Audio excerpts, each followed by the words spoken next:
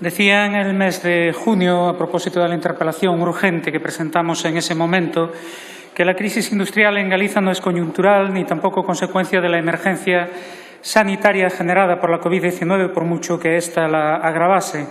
Por el contrario, es una crisis profunda y duradera que deriva de la situación de dependencia política de nuestro país, Galiza, del expolio que padecemos, especialmente en el sector energético, y de políticas desacertadas y lesivas por acción o por omisión de los gobiernos español y gallego. Señalaba también que es una crisis que, si bien se vive con especial incidencia en el sector de la industria electrointensiva, afecta a distintos sectores dentro del ya escaso tejido industrial de nuestro país y está teniendo como consecuencia empresas cerradas o en riesgo de hacerlo y pérdida de actividad económica y de puestos de trabajo. El último y más conocido episodio en la crisis industrial gallega es el anunciado cierre de la planta de aluminio de Alcoa en San Cibrao, ahora reconvertido, gracias a la movilización de los trabajadores y a la presión política y sindical,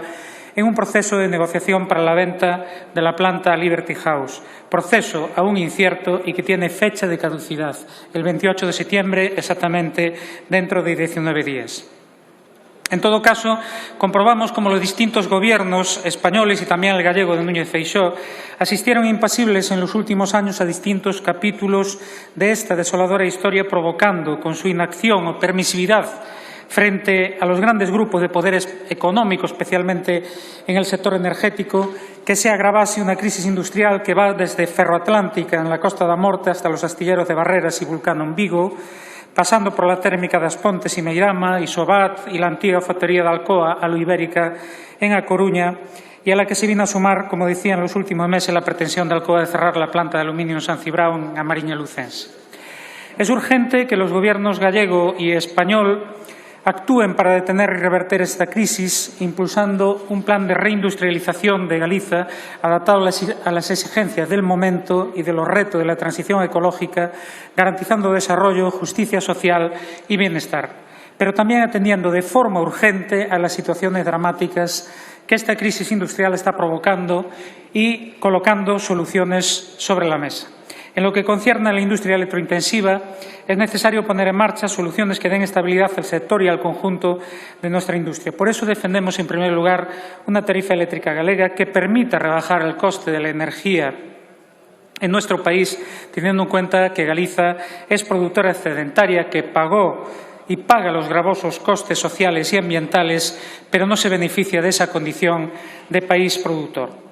Además, el Gobierno español debe cumplir su compromiso reiteradamente demorado de aprobar un estatuto del consumidor electrointensivo que realmente suponga una solución para el sector, es decir, que garantice un precio estable, predecible y asumible. Para ello tendría que asumir las propuestas que defendemos, actuando sobre el peaje de transporte, como decía, especialmente en el caso de comunidades productoras excedentarias como Galiza, con una bonificación del 100%, y también con la subida al 100% de las bonificaciones de los cargos ya previstos y complementariamente elevando al máximo permitido la compensación por CO2.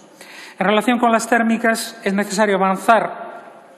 en la transición ecológica y la descarbonización de la economía con justicia social, y para ello es preciso hacer lo que no se hizo hasta ahora, prever inversiones y establecer planes de sustitución económica para las comarcas de Cerceda y As Pontes para poder concertar convenios de transición justa que realmente supongan la reactivación económica y la creación de puestos de trabajo que permitan recuperar el dinamismo de estos dos concellos, posibilitando un futuro para sus habitantes que no los aboque al paro o a la emigración. En lo que concierne a la construcción naval, es preciso que Navantia camine hacia la conversión en un complejo industrial integral que diversifique su actividad, pero que la sustente especialmente en la construcción naval civil, levantando el veto a abrir Navantia de la ría de Ferrol en un sector que, con todas las dificultades por las que está pasando, tiene gran potencialidad y abre expectativas de actividad más estable y continuada, que es justamente lo que estamos necesitando. Pero es urgente también atender la situación del sector naval en la ría de Vigo, buscando una solución estable y duradera para el astillero Barreras y recuperando la actividad en las antiguas instalaciones de Vulcano, empezando por mantener y prorrogar, en su caso, la concesión de dominio público imprescindible para viabilizar la actividad de este astillero. En el caso de Alcoa,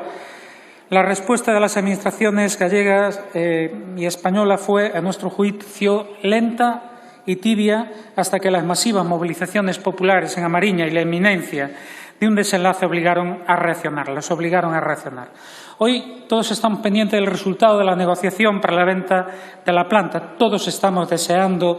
que ese proceso de negociación finalice con éxito. Pero, en todo caso, para evitar la catástrofe económica y social que tendría en toda la comarca este cierre, si esa negociación fracasa, el Gobierno español deberá estar dispuesto a la intervención pública para la nacionalización de la factoría, asegurando así los puestos de trabajo y el futuro económico del principal motor de A Mariña. Y como hemos recalcado en anteriores ocasiones, ni el marco normativo gallego, ni el del Estado, ni el de la Unión Europea impiden la nacionalización de Alcoa. Por lo tanto, esta solución solo necesita de la voluntad política de las administraciones públicas, una solución que permitiría preservar el empleo y salvar una comarca entera. Es esta una alternativa que debe ser contemplada también para la antigua Alcoa Coruña, hoy Alu Ibérica, para asegurar su futuro si los inversores privados no garantizan la continuidad de la actividad. Esperamos que el Gobierno y todas las fuerzas políticas presentes en esta Cámara se sumen al compromiso de poner todos los medios para salvar la planta de aluminio de San Cibrao, incluida la intervención pública si fuese necesaria. Es lo que espera el BNG, pero sobre todo es lo que esperan los trabajadores y trabajadoras y toda la población de A Mariña. Nuestra enmienda, en todo caso, simplemente para adecuar el punto 1 a la realidad actual de Alcoa, a ese proceso de negociación, pero manteniendo lo esencial, que es la reclamación de una intervención pública si fuese necesaria. Muchas gracias, mayores, señora presidenta. Pedimos